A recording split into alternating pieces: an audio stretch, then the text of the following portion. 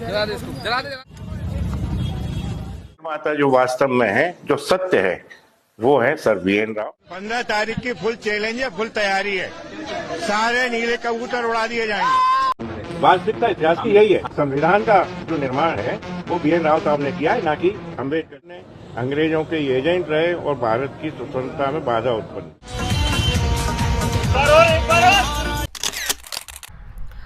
सर्व माझ्या भीमसैनिकांना माझा क्रांतिकारी जय भीम आणि जय संविधान। भावांनो, सातत्याने ग्वालियरमध्ये महामानव डॉक्टर बाबासाहेब आंबेडकर यांचा अपमान होतोय।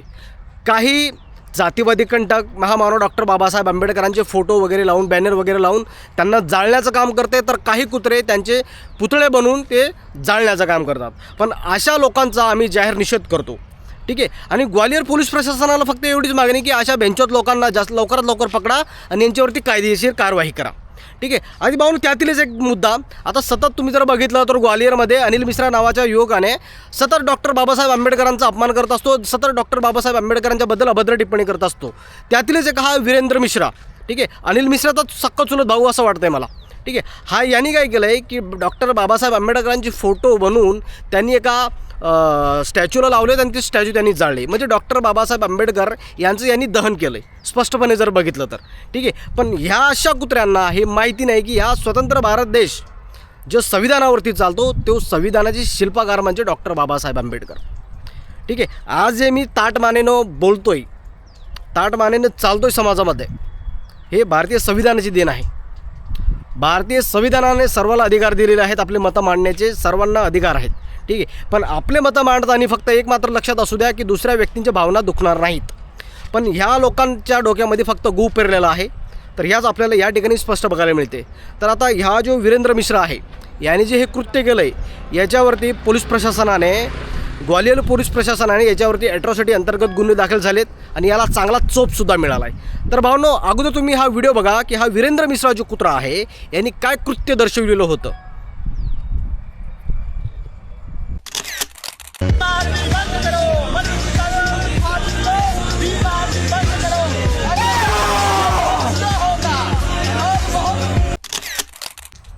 तर भावनो, आपण बघू शकता की याने जे कृत्य केलं आहे हे अमानवीय कृत्य घडल्यानंतर आंबेडकरी समाजामध्ये संताप निर्माण झाला आहे आणि अशा घटनांचा आंबेडकरी समाज जाहीर निषेध करतो।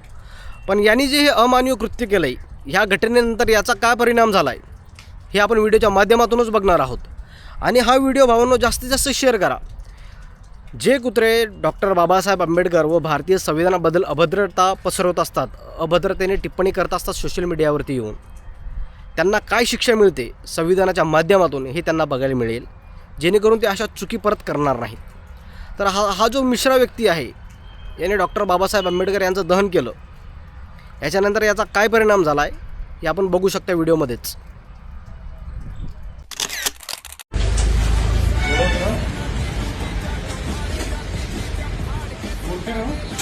बहुत बड़ी गलती हो गई हमसे। आज के बाद हमसे ऐसी गलती नहीं होगी। जो हम लोग बाबा साहब का पूजा किए थे, हमारे भगवान हैं,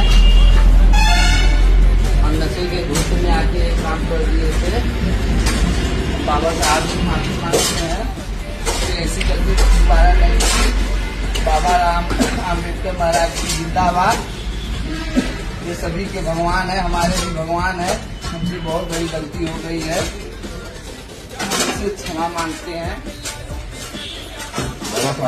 बाबा साहब अमर रहे, बाबा साहब जिंदाबाद, बाबा साहब जिंदाबाद। ग्वालियर पोलीस प्रशासनाने या मिश्राला चोप दिल्यानंतर त्याच्या लक्षामध्ये आलं आहे की आपण जे केलं ते आपल्याला करायला नको पाहिजे होतं, आपण जे केलं ते चुकीचं घडलं, ठीक आहे। तर भावनो, हा व्हिडिओ जो आहे त्या प्रत्येक व्यक्तीसाठी आहे जो व्यक्ती डॉक्टर बाबासाहेब आंबेडकर यांच्याबद्दल अभद्रता पसरवित असतो व भारतीय संविधानाबद्दल अभद्र सोशल मीडियावरती येऊन बोलत असतो। आपला फक्त एकच मोटिव्ह आहे की या भारत देशामध्ये प्रत्येक महापुरुषांचा सन्मान झाला पाहिजे, मग ते कुठल्या समाजाचे होते, कुठल्या जातीचे होते, त्यांशी काही घेणं देणं नाही। महापुरुष हे सर्वांचे असतात। पण आपल्या भारत देशामध्ये अजून काही लोक भारतीय संविधानाला स्वीकारण्यासाठी कुठं ना कुठं कमी पडतात आणि डॉक्टर बाबासाहेब आंबेडकरांना हे यांनी फक्त जातीयमध्ये अडकून ठेवलेलं आहे। या ठिकाणी या लोकांची मेंटॅलिटी काय आहे ही आपल्याला स्पष्ट बघायला मिळते. आणि जे कोणी लोक भारतीय संविधानाचा विरोध करतात त्यांना संविधानाच्या माध्यमातूनच शिक्षा मिळते, हे पूर्ण सिद्ध झालं.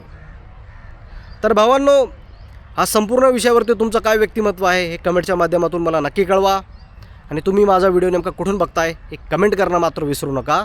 तर भेटूया पुढच्या व्हिडिओमध्ये. जय भीम, जय संविधान.